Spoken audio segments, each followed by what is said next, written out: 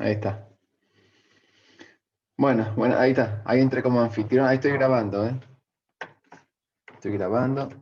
Presentación, comenzamos en un minutito.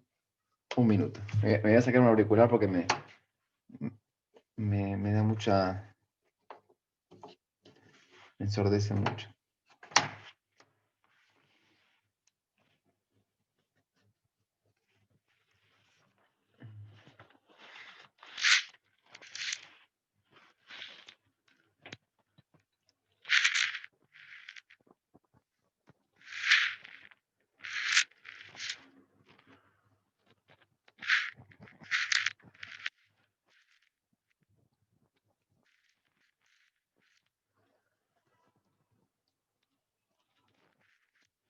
Bueno, comenzamos.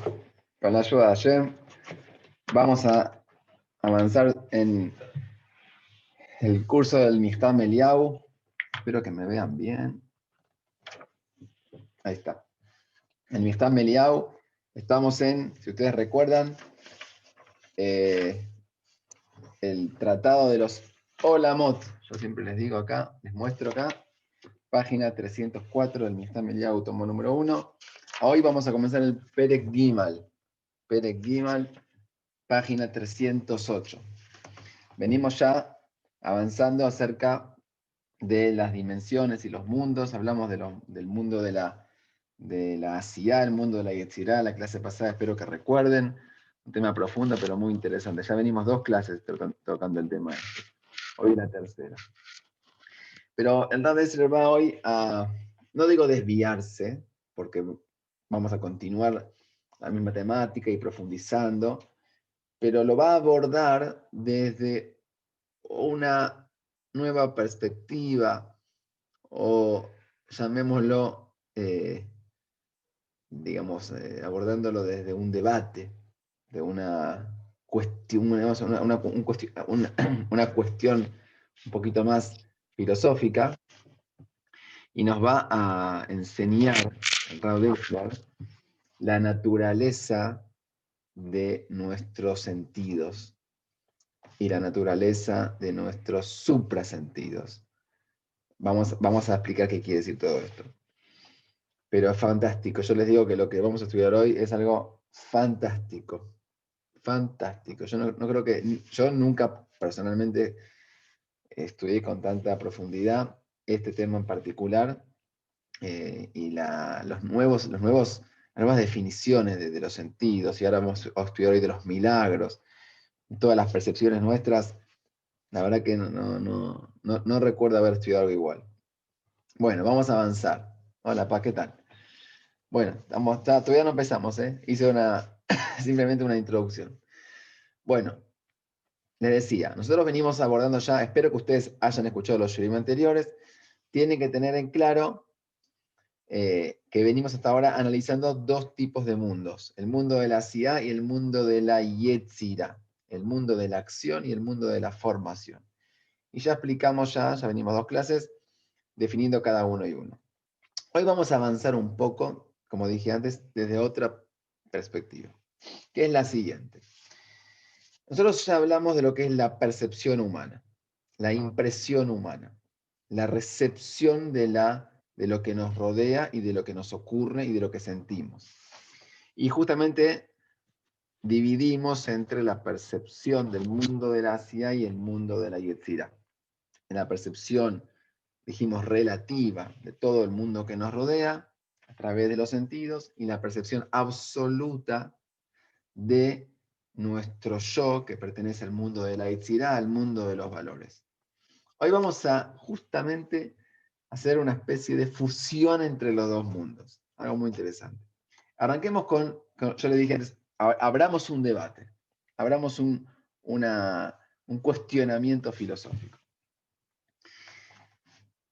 El debate tiene que ver con es la siguiente cuestión. ¿La percepción humana es realista o surrealista? Vamos a llamarlo así, vamos a hacer un versus. Realismo versus surrealismo, realismo versus relativismo. ¿Qué quiere decir esto? El realismo nos dice que todo lo que nosotros percibimos es la realidad, tal cual. La realidad es una verdad, es intachable, es inalterable, no es relativa. Lo real no es relativo, es lo real, es lo cierto, es lo verdadero. Esa es la postura del realismo. El surrealismo, o el suprarrealismo, o el superrealismo, nos dice que las realidades no son absolutas. Las realidades son relativas, en el sentido de que hay realidades perceptibles para algunos y no para otros, o distintas para unos y para otros, y no hay nada absoluto. Esas son las dos puntas del debate. Vamos a ver cómo el Rabbi Esler empieza, como a él le encanta, meterse de lleno y empezar a desmenuzar los conceptos y extraer de la Torá cuál es nuestra posición, la posición de la Torá Kedoshá. Hoy vamos a traer un montón de ejemplos. No me da el tiempo para detallar todos los episodios y las evidencias que trae el Rabbi Esler, porque se nos va a ir la hora. Pero espero que ustedes estén versados en nuestra historia y cuando yo cite algunos eventos, sepan de qué se trata. Si no saben de qué les estoy hablando, les pido por favor, levanten la mano, avísenme por el chat o liberen el micrófono y díganme, no sé de qué me habla, ¿está bien? Pero yo parto de la base de la suposición que ustedes saben de qué les estoy hablando, por lo menos a nivel general, ¿sí? No importa el detalle.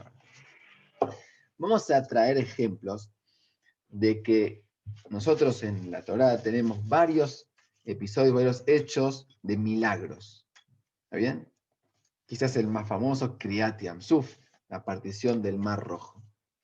Aquella partición, vamos a ver como ejemplos, ¿no?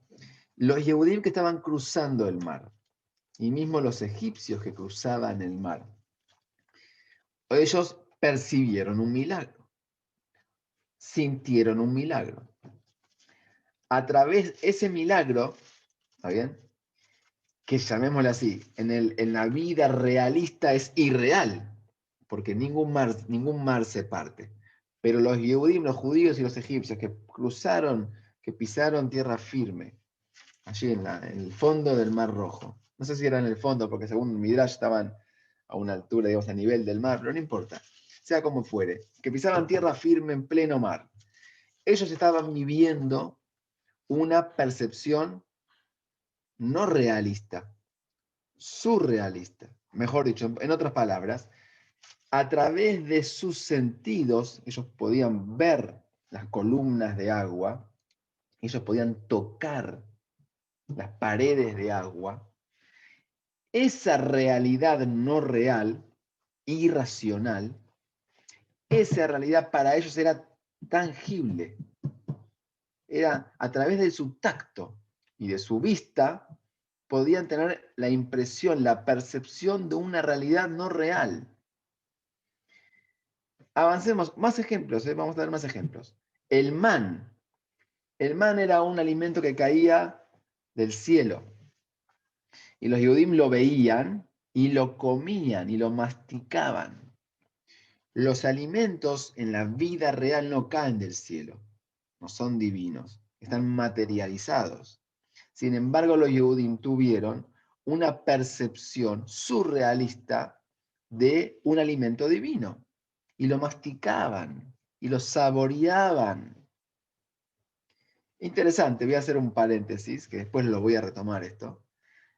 El Midrash cuenta que los Goim, que se cruzaban en el desierto y veían el man, salían corriendo a capturar, a recoger el man, porque evidentemente era un alimento, además de gratis, alimentaba bien, nutría perfectamente y abundaba ahí en el desierto. Entonces los Goim corrían a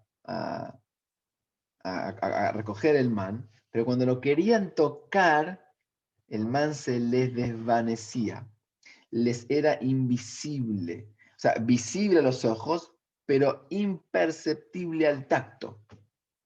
No lo podían tocar, es como que lo veían, pero la mano trascendía el man, como que traslucía. Esto dice el Midrash. Vale decir que los sentidos humanos son relativos, están sujetados a la realidad que le compete. O sea, no vemos sino lo que tenemos que ver y no tocamos sino lo que tenemos que tocar.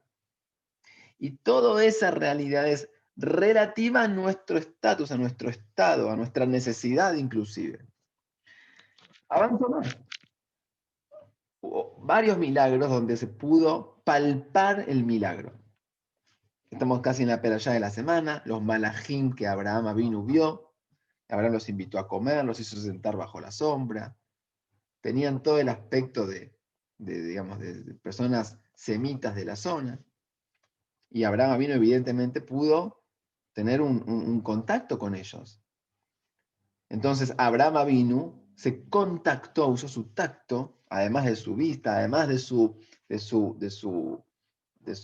audición, porque Abraham conversó con ellos y los oyó, utilizó todos sus sentidos y conversó con ¿quiénes? ¿Con personas reales? No, no eran reales, pero aparentaban una realidad. A eso lo llamamos un surrealismo, pero eran ciertas, no estaban inventadas, no eran, como yo dije la vez pasada, unos hologramas, ¿no? Eso lo dije para explicar en qué consistía la materia de los malajim. Pero la percepción de Abraham no eran hologramas, era real. Abraham los vio, los tocó, Cabiajol se puede decir. Más, avancemos un poquito más. Manoah y la esposa también tuvieron un diálogo con un ángel, los papás de Shimshon, ¿sí? Que bajó en el altar donde estaba y habló con la esposa de Manoah, y después Manoah también lo vio y hablaron con él de cómo tenía que ser el nazareo que iban a hacer, etc. Todo eso nos enseña que hay realidades surreales, vale decir suprarreales. La realidad no es absoluta. Minuto, ahí está. ¿Ok? Es relativa. Y quiero avanzar un poco más. Les traigo un ejemplo más. Shlomo Amelech, es conocido que al final de sus días fue suplantado o sustituido por un Shindaret, por una especie de una criatura de duende, así se traduce vulgarmente, ¿no? Que se hizo pasar, fue un embaucador, se hizo pasar por Shlomo Amelech. Y todos creían que era Shlomo Amelech, pero Shlomo sabía que no era Shlomo, y justamente Shlomo tuvo que fugar, tuvo que irse del palacio porque a él no le creían que era el rey. Mismo las esposas del Talmud cuenta que las esposas del rey Shlomo tampoco se dieron cuenta que Shindalet no era el rey Shlomo, era un impostor. Recién cuando las esposas vieron las patas que tenía este Shindalet, y no eran patas humanas, se dieron cuenta que era un impostor. Pero toda la apariencia más allá de las patas era una apariencia real, era el rey Shlomo. Todos creían que era el rey Shlomo. Y si les hubieras preguntado a cualquiera de ellos, no a las esposas que se dieron cuenta por las patas, a cualquier súbdito, ¿quién es ese hombre que está ahí en el trono? Todos te hubieran dicho, es el rey Salomón. ¿Cuál es la duda? ¿No lo ves? Está ahí. Lo veían con claridad. Por sus ojos, por su sentido de la visión, recibían, percibían, tenían una impresión de algo que no era real, era relativo. Avanzo algo más. Otra historia del Talmud. Rabbeinu Akadosh, Rabbi Yehuda Anasí, después que falleció y que fue enterrado y todo, el Talmud cuenta que él venía todos los viernes a la noche a su casa a hacer kiddush. Hacía kiddush. Entraba, tocaba la puerta, le abrían, se sentaba en la mesa, tomaba la copa, hacía kiddush el viernes a la noche.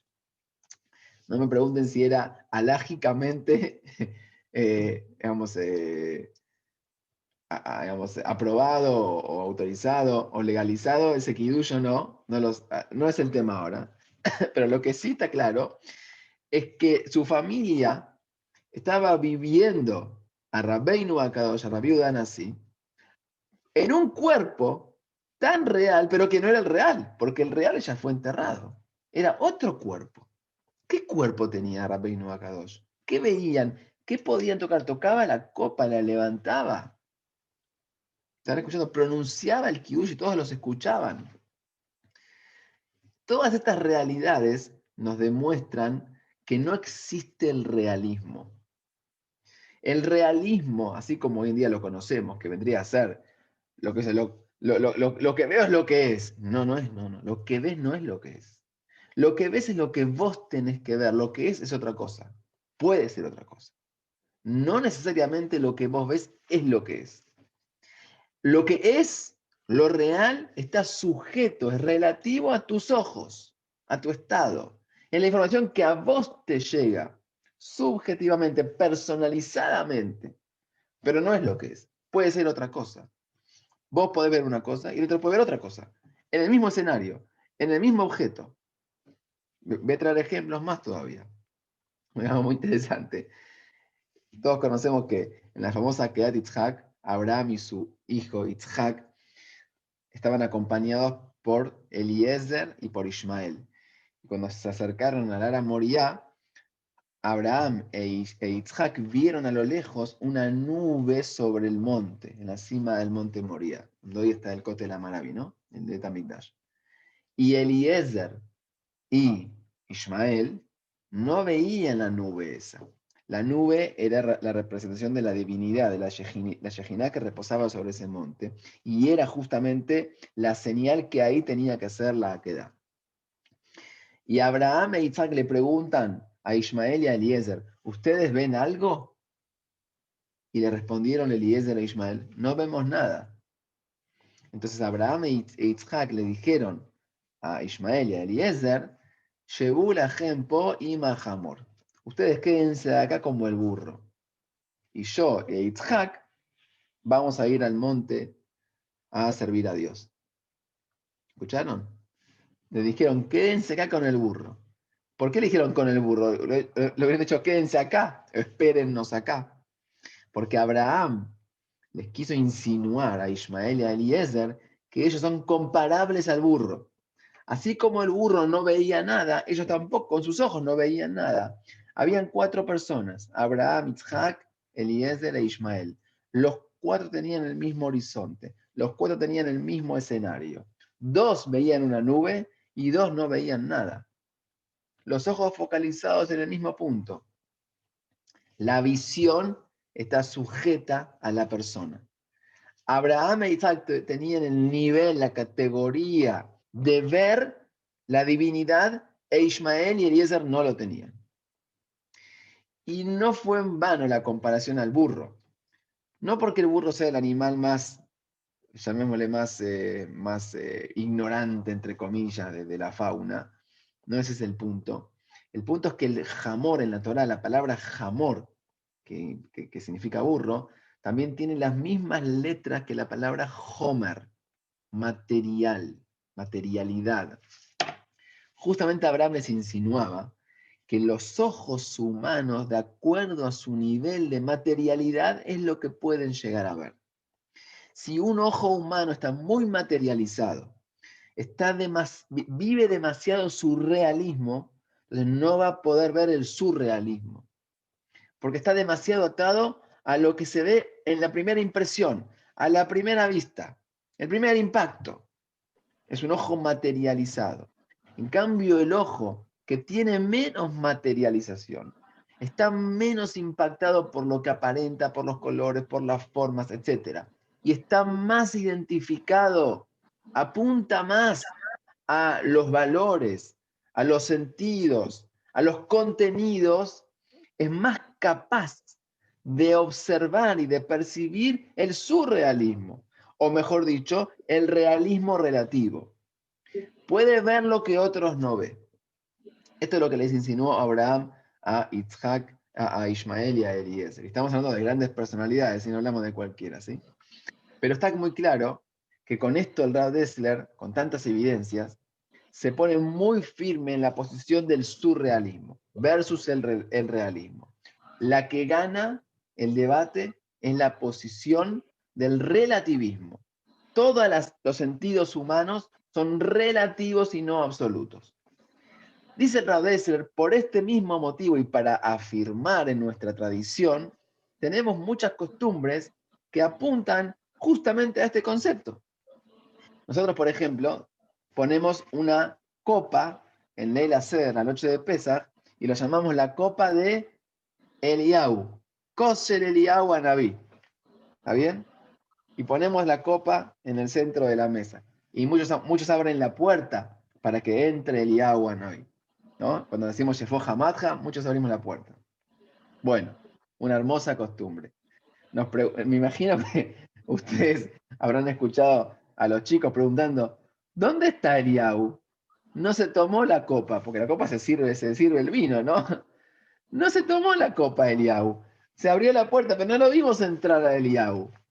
¿Qué es esa costumbre de servir la copa de Eliyahu y abrir la puerta para Eliyahu Anabí? En los Brit Milá, en todos los Brit Milá, al lado de la silla del Sandak, hay otra silla y se apoya el bebé en la Kiseh Shel Eliyahu Anabí. ¿Vieron cómo el Moel dice? Zea Kiseh Shel Eliyahu Anabí Zahur Latov. Perdón, me entró una llamada. Entonces, se apoya el bebé sobre el Kiseh Shel Eliyahu Anabí, la silla de Eliyahu Anabí. ¿Qué son todas estas costumbres? ¿En qué estaban? ¿Qué apuntan? Apuntan a enseñarnos e inculcarnos que lo que vemos no es lo que es. Vos ves que Eliyahu no está, pero Eliyahu está. Si tuvieras los ojos para verlo a Eliyahu, lo verías. Si tu subjetividad merecería ver a Eliyahu, lo verías. Si tuvieras los ojos menos materializados, lo verías. Porque Eliyahu está, entra en la casa, se toma la copa, se sienta en la silla. Nada más que nosotros estamos tan, lamentablemente, entumecidos en nuestro materialismo que no lo vemos. Pero Eliyahu está. Esa es la función de estas costumbres. Y la verdad que sabemos muy bien que muchas personas sí lo ven en Eliyahu. Personas que han llegado a esa categoría, a ese nivel, lo ven en Eliyahu. Porque ellos viven en una dimensión surrealista. Y sus ojos perciben lo que los demás no perciben. Traigo un ejemplo de la vida cotidiana, un ejemplo muy conocido, que es, ¿cómo se dice? Es un maasé muy famoso, pero no me importa ahora el maasé en sí, sino tomar el punto. Es conocido que el Baba Sali una vez le preguntaron dónde estaba una persona que estaba secuestrada. Y él dijo, el Baba Sali vivía en Netivot, en el sur de Israel, y él dijo, está en Londres, en tal calle, en tal piso, en tal habitación. Y lo fueron a buscar y estaba ahí. Eso dijo el Baba Sali, el famoso Rabbi Israel Abu Hatzira. Porque él lo veía. Y le dijeron, ¿usted conoce Londres? ¿Alguna vez viajó a Inglaterra? Jamás. ¿Y cómo lo ve? Yo lo veo. Yo lo veo.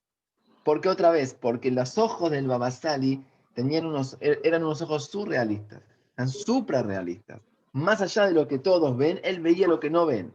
Trascendía las paredes, trascendía la materia. Esos eran los ojos del Baba Sali. Hay muchos más del Baba Sali al respecto, porque el Baba Sali fue uno de los máximos referentes de esto. Así como él dijo, fulano va a salir de su cautiverio tal día y salió, fulano va a tener un varón y tuvo, etc. Porque él lo veía con claridad. Ahora, presten mucha atención a algo muy interesante. Esto que les voy a decir es fabuloso, presten mucha atención. Les voy a contar 3 episodios más para profundizar un poquito más en esto. El primer episodio es el siguiente.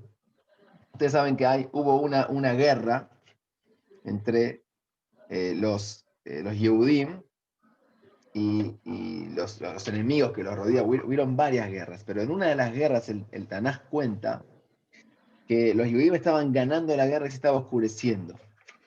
Y en ese momento hubo un milagro que el sol, Shemesh Begibon Dom, Beyareach Be'emek Ayaron, en esa guerra, el Shemesh, el sol, Begibon, que era la ciudad, Dom, se detuvo. Y el Yareach, la luna que estaba en el otro lado, Be'emek Ayalon, en el valle de Ayalon, también se detuvo. O sea, el circuito solar y lunar se detuvo. ¿Para qué? Para prolongar el día y que los Yehudim tengan más tiempo de avasallar a los enemigos. Eso pasó. Y los Yehudim que estaban en el campo de batalla veían al sol detenido. ¿Está bien? Seguimos, otro ejemplo más. Jacob Avinu. Jacob Avinu estaba yéndose a Harán. Está escrito en la Torá, Vaifga Bamakom. Y de repente Jacob se topó con un lugar, Vayal en Sham, Kiva Hashemesh. Y se puso a dormir ahí porque se puso el sol.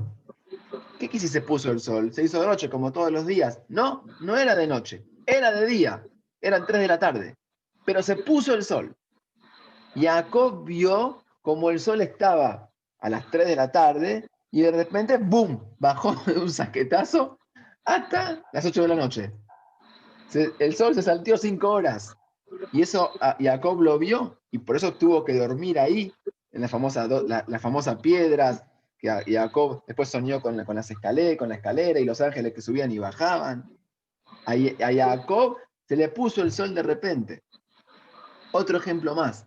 El Talmud cuenta de Nagdimón Ben Gurión, un yudí que es toda Ramón, una historia. Sí, oigo, sí, ¿qué perdón. pasó? Marcelo, no, esos 2 episodios del sol, yo no sé dónde había Sí. escrito que fue exactamente al mismo tiempo, que Hashem compensó el tiempo que le alargó el sol a uno con el tiempo que le puso al otro, para que no cambie el ciclo. Bueno, Después te lo ahora, voy a buscar. no, pero justamente voy a hablar de eso.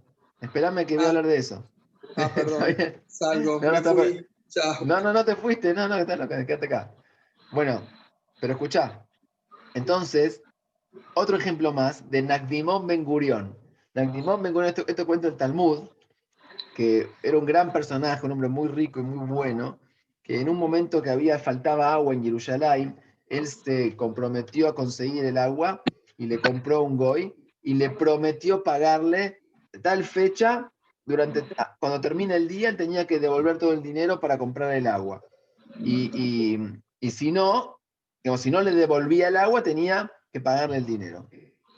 Llega el día, era viernes a la tarde, era el Shabbat, y había una sequía brutal, no había agua, y la gente de Jerusalén estaba desesperada, porque Nagdimón se había comprometido una suma estrafalaria y no había llovido y no iba a poder devolver todo el agua que le había comprado. A último momento empezó a oscurecer, se hizo de noche, se hizo Shabbat, y el Goy vino a reclamar su dinero. Y Nagdimón le dijo, esperá, yo no sé si todavía es de noche. Y le rezó a Hashem para que le haga un milagro y le devuelva, y, digamos, y le mande lluvias. Y empezó a llover, y se llenaron los pozos, una lluvia torrencial. Y el Goy le dijo, sí, todo muy lindo, pero muy tarde. Vos me dijiste tal día y el día terminó, ya es de noche. Así que me tenés que pagar igual. Entonces, en ese momento, Hashem hizo un milagro que el sol se retome, vuelva un par de horas, se mostró el sol para que se vea que era de día todavía, y ahí Nagdimón le devuelve el agua y no le tiene que pagar nada, y después el sol se volvió a poner. Esto pasó en aquella época. Presten mucha atención que esto es muy interesante, esto es muy interesante. En todos los 3 episodios hubieron cambios, llamémosle climáticos, estelares, no importa el nombre que le pongamos, pero hubo una nueva percepción de la realidad.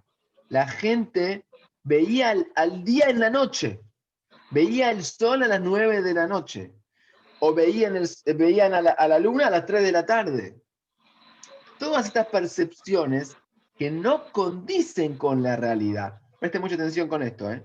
Porque para el resto del mundo, presten atención, la hora seguía igual. Para el resto de los habitantes, era de noche o era de día. Lo que para Jacob fue de noche, para el resto del mundo era de día. Jacob veía un sol puesto y el mundo que lo rodeaba no veía un sol puesto. Fue un milagro para Jacob, no para el resto. El resto de la humanidad era un día común y corriente. El calendario no se alteró. El sistema solar en general no se modificó. En el caso de Nagdimón fue algo increíble. Mire, preste mucha atención a lo que pasó en Jerusalén. Esto pasó en Jerusalén. Para Nagdimón no era Shabbat, porque Nagdimón vio el sol, era viernes a la tarde. Y toda la gente de Jerusalén, y para el mismo Goy que estaba mirando, era viernes a la tarde. Pero a 3 kilómetros de distancia, en las afueras de Jerusalén. El que no participó de esa reunión, el que estaba en Bet Shemesh, el que estaba en Arnof, para ellos era Shabbat, porque ya se había puesto. Para algunos eran las 6:30 y para otros eran las 7:30. Uno antes de la puesta y otro después de la puesta. Uno decía Lejadodí y uno decía Rayesho de Beteja. ¿Me siguen? Eran dos realidades simultáneas, pero distintas. ¿Qué estamos demostrando con esto? O sea, lo que dijo antes Marcelo, que Hashem compensó, puede ser que sea válido también, pero presten atención. Eso hay que ver si eso se aplicaba a toda la humanidad o solamente a Jacob o al caso de Nagdimón y la gente de Jerusalén. Según la opinión del Rav Dessler, lo que está escrito acá, Marcelo, según lo que dice el Rav Dessler, fue un milagro puntual, subjetivo, no fue para todo el mundo. No se modificó el calendario, no hubieron saltos del sol, ni adelantos del sol. Siguió todo común, todo corriente. No me pregunten cómo es la parte alágica de todo esto, ¿está bien? Pero yo estoy hablando de la parte, digamos, vamos a llamarla así, teórica o conceptual de cómo se veía la realidad. Pero lo que está demostrando el Rav Dessler es que la realidad es relativa. Es impresionante. Y voy a decir algo más todavía. Algo más. Esos milagros que acontecieron eran palpables, eran tangibles, se podían vivenciar. ¿Y por qué no contradicen a la realidad, llamémosla así, más materializada, la normalidad? ¿Por qué no contradicen? Atención con este punto. Porque los milagros son un destello del mundo de la Yetzirá. El mundo de la Yetzirá, el mundo de la formación, es un mundo de valores, donde ya no importa lo superficial, no importa el aspecto, sino importa el contenido. Y cuando ocurre un milagro, el milagro no es que es algo irracional o contradictorio con la naturaleza, no, no, no. Es superpuesto a la naturaleza. La naturaleza tiene su curso y sigue igual. Nada más que los que están parados en el mundo de la naturaleza, en el mundo material, están percibiendo lo que ocurre en el mundo de la formación, en el mundo de la yetzirá.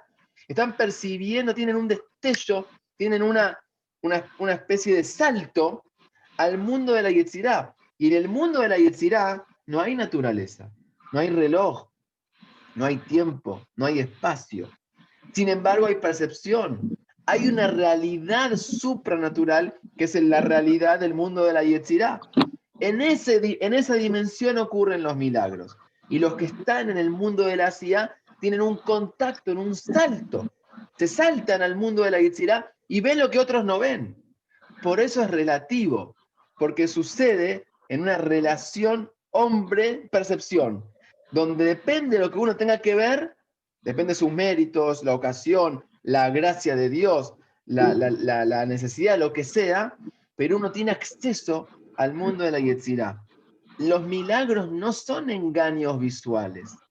Los milagros no son, llamémosle así, impresiones o ilusiones. No, son reales, pero son reales en la dimensión de la Yetzirá, no en la dimensión tan básica y chata y simple de la Asiyá. Ese es el sentido digamos, el concepto, la definición, la naturaleza de los milagros. Valga digamos, la dicotomía, la paradoja, ¿no? Pero cuando entendemos que lo que vemos nosotros no necesariamente es lo que es, sino vemos lo que tenemos que ver, lo que nos llega a nosotros, y eso que nos llega puede venir de varias dimensiones, de acuerdo a nuestra posición, etc. Entonces podemos entender que todo lo que vemos es relativo y no es absoluto. Y con esto termino, broche de oro. Espero que haya sido claro, fue una clase muy profunda la de hoy, pero igual sí, la semana que viene seguimos el mismo tema. Entonces podemos digamos, asegurar o afirmar que si estamos en la calle, presten mucha atención, y alguien nos ayuda con algo, por ejemplo, necesitábamos vuelto y no teníamos, y paramos a un taxista, y le digo al taxista, ¿tenés vuelto? ¿Me cambiás 100 pesos? Sí, cómo no, te los cambio. Y me cambió los 100 pesos. Me dio 2 billetes de 50, que a mí me venían bárbaro. ¿Está bien? Y se fue el taxista. Y yo agarro los billetes y los uso. ¿Está bien? Preste mucha atención, ¿eh? Puede ser que ese taxista no era real. No era real. Solo vi, lo palpé, conversé, toqué el billete, puede ser. Pero puede ser que Hashem lo mandó desde el mundo de la Yetzirá, porque yo necesitaba y ameritaba un favor. Y Dios me lo mandó. Y yo tuve la impresión de recibirlo. Pero puede ser que haya sido un destello del mundo de la Yetzirá. Ese taxista después cruzó la calle, le perdí la vista, se desvanece. Como un malaj que se desvanece. Porque era relativo a mí. Yo lo necesitaba, Dios me lo envió. ¿Están escuchando? Entonces puede ser que nos crucemos con muchos fantasmas en nuestra realidad. Y es válido, no pasa nada. Es algo que tenemos que asumirlo. No todo lo que vemos es real. Todos los sentidos son surreales. Es todo relativo. De acuerdo a nuestra impresión, de acuerdo a nuestra visión, a nuestra necesidad. A veces porque hicimos una buena acción, a veces porque Dios se apiadó de nosotros, a veces porque Hashem tiene sus cálculos y sus medidas que tomar y por eso nos manda realidades que a veces ni nos damos cuenta. No nos damos cuenta, a veces sí nos damos cuenta. A veces decimos, tenemos la sensación, esto me lo mandó Dios, este es Eliyahu Anabí, o este es un malaj de Hashem. A veces tenemos esa impresión. ¿Está bien? Termino con una historia también real. Hoy usé mucho la palabra real y los mareé con real, surreal, suprarreal. Bueno, otro más allá, famosísimo con el sábado Novardok, el famoso Rabbi Yosef Yuzel. Conocido que él estaba estudiando Torá en un bosque a la luz de una vela y la vela se le apaga y no tenía cómo reemplazarla. Y él tenía bitajón en Hashem, que Hashem le iba a mandar una vela para seguir estudiando Torá. Y aparece un hombre, le trae una vela, se la enciende y se va. Y esto después lo contó el Saba de Novaro, por eso se conoce la historia. Y él, ¿por qué lo contó? Dijo, quiero que sepan que el que tiene bitajón, el que confía en algo en Hashem, sucede. El bitajón es práctico, es ejecutable. Presten atención, esa persona que le trajo la vela al bosque, les pregunto yo a ustedes, ¿quién era? ¿Quién era? ¿De dónde salió? ¿Qué nombre y apellido? ¿Dónde vivía? ¿Cómo sabía que el Rab Yusel necesitaba una vela? ¿Cómo sabía? No cabe la menor duda que ese personaje era surrealista. No era del mundo, llamémosle el mundo del Maasé, el mundo de la Sia. Vino del mundo de la Yetzirá, donde los valores tienen su forma no corpórea. Nada más que se visten con un cuerpo para bajar al mundo de la Sia y ejecutar lo que tienen que hacer. Pero la esencia de esas personas pertenecen al mundo de la Yetzirá. Y por supuesto, el Saba de Novardok tuvo el mérito de tener contacto con una de ellas. Y también nosotros podemos tener contacto con una de ellas, ¿sí? Dije, no necesariamente tenemos que acudir a los grandes sabios. Esto puede pasar con cualquier persona del mundo entero. Bueno, hasta acá el curso de hoy. La semana que viene continuamos con la ayuda de Hashem. Espero que les haya gustado. Esto igual continúa. Ténganme paciencia. Pero estamos utilizando los dos, por ahora, los dos mundos que estamos ahora analizando, Asiá y Yetzirá, para explicar muchas cosas. Ya explicamos la semana pasada varias de ellas, y hoy nos tocó explicar un poco el concepto y la definición, la naturaleza de los milagros y las percepciones y los sentidos relativos de las personas. Bueno, hasta acá. Hola, don Pedro, ¿cómo le va? Buenas tardes. Pedro Berín, gusto verlo. Mando un saludo grande. Hola, querido Ramoncito, ¿cómo estás? Hazako En, en, Baruch. Hermoso. Otro día te voy a contar un sipur de estas características casi surrealistas con respecto a decir un Kadish y en fin, es un poquito, no es larga la historia, pero es muy interesante y tiene esa temática que la que tocaste hoy, extraordinaria, muy conmovedor. Entraste en la mitad, Pedro. Después Sí, porque vine de Minhaj Arbit y ahora tengo. No es una Se crítica. superpone No. con el Siur, con Damiancito Menage en el cole. Así que estoy Baruch Hashem. No es una crítica. Después, si querés escucharlo entero, pedile a Andrea que te lo mande. Perfecto, ya cuento con eso. Un abrazo grande. Gracias. Saludos a todos. Bueno. Saludos. Gracias, querido. Gracias, querido. Bueno, saludos. Chao, papi. Nos vemos. Después hablamos. Esto se me cae.